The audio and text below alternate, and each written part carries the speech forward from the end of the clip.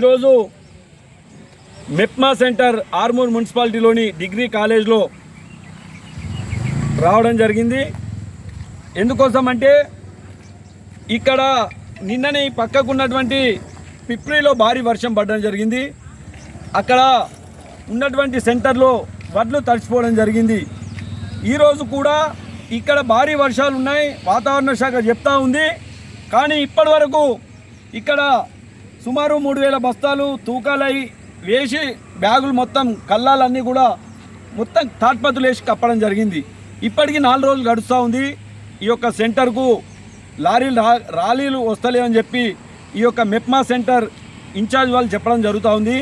కానీ ఇప్పటి వరకు ఈ యొక్క మెప్మా సెంటర్కు ఎందుకోసమంటే కేంద్ర ప్రభుత్వము సుతిలీల కాడికి వెళ్ళి, హమాలీ కాడికి వెళ్ళి, లారీ కిరాయి కాడికి వెళ్ళి ఇవన్నీ కూడా కేంద్ర ప్రభుత్వం డబ్బులు ఇస్తూ ఉంటే ఇక్కడ జరిగేది మాత్రము రైతుల దగ్గర హమాలీ డబ్బులు తీసుకుంటూ ఉన్నారు, సుత్రీలకు డబ్బులు తీసుకుంటూ ఉన్నారు.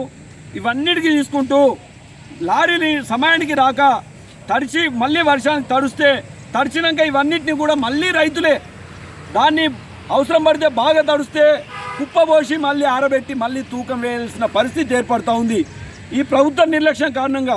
ఎందుకంటే అయ్యా తూకమైన వెంటనే మేము ఈ యొక్క వడ్లని లారీలు రైస్ మిల్లకు పంపిస్తామని చెప్పి ప్రభుత్వం పక్క చెప్తా ఉంది.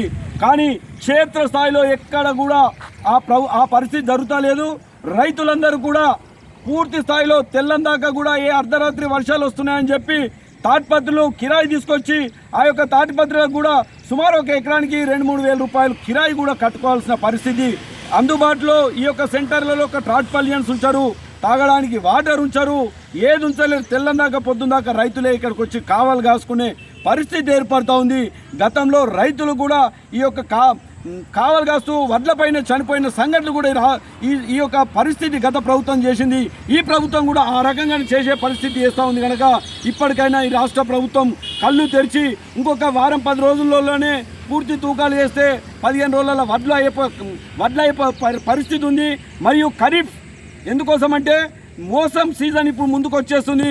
రైతులందరూ తమ యొక్క వ్యవసాయ క్షేత్రంలో మొక్కజొన్న కానీ పంటలు కానీ పెట్టే పరిస్థితి ఏర్పడే పరిస్థితికి వస్తుంది. కనుక ముందస్తు వానాకాలం ముందొస్తుందని చెప్తా ఉన్నారు. కనుక దయచేసి ఇప్పటికైనా జిల్లా యంత్రాంగం, జిల్లా కలెక్టర్ గారు చొరవ తీసుకొని వెంటనే లారీలను తెప్పించి తూకాలు అయినటువంటి వెంటనే పంపించి ఎలాంటి తరుగు లేకుండా ఈ ప్రభుత్వాన్ని కోరుతా ఉన్నాం. దయచేసి అధికారులను కోరుతా ఉన్నాం, ఏ ఒక్క బస్తాకు తరుగు లేకుండా వెంటనే రైస్ మిల్లర్ చెప్పి దించే విధంగా చూడవలసిందిగా ఈ ప్రభుత్వాన్ని కోరుతా ఉన్నాం.